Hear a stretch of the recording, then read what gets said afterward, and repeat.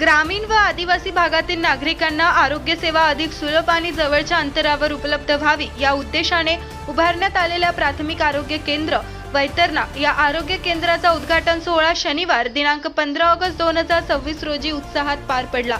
हा उद्घाटन सोहळा श्री हिरामन खोसकर, आमदार इगतपुरी त्र्यंबकेश्वर विधानसभा मतदारसंघ तथा आदिवासी सेल प्रमुख महाराष्ट्र प्रदेश राष्ट्रवादी काँग्रेस पार्टी यांच्या हस्ते संपन्न झाला।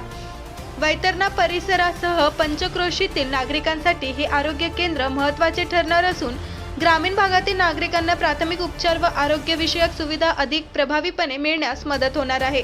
या कार्यक्रमासाठी doctor Kiran Patil, doctor Raja Lachke, doctor Kresika Gajbhiye, doctor Tanuja Bagul, doctor Madhusudan Kapadnis, doctor Tushar Nikam, doctor Shankar Zombad, doctor Priyanka Ahire, doctor Prajakta Navarkar यांच्यासह आरोग्य विभागातील अधिकारी व कर्मचारी उपस्थित होते।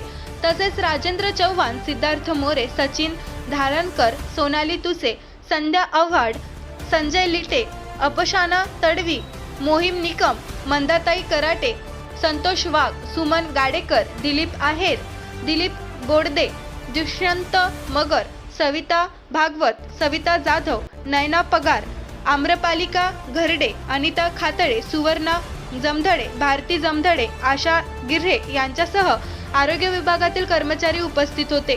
या आरोग्य केंद्राच्या लोकार्पणासाठी सर्व आशा सेविका व अंगणवाडी सेविका यांनी विशेष मेहनत घेतली। कार्यक्रमाच्या यशस्वी आयोजनासाठी त्यांच्या योगदानाचे उपस्थितांकडून कौतुक करण्यात आले।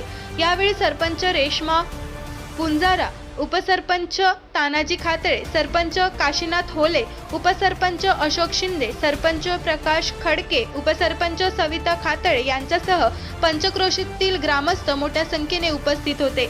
वैतरणा परिसरात आरोग्य केंद्र सुरू झाल्यामुळे परिसरातील नागरिकांना उपचारासाठी दूरवर जाण्याची गरज कमी होणार असून विशेषतः आदिवासी व ग्रामीण भागातील नागरिकांना या आरोग्य केंद्राचा मोठा लाभ मिळणार आहे।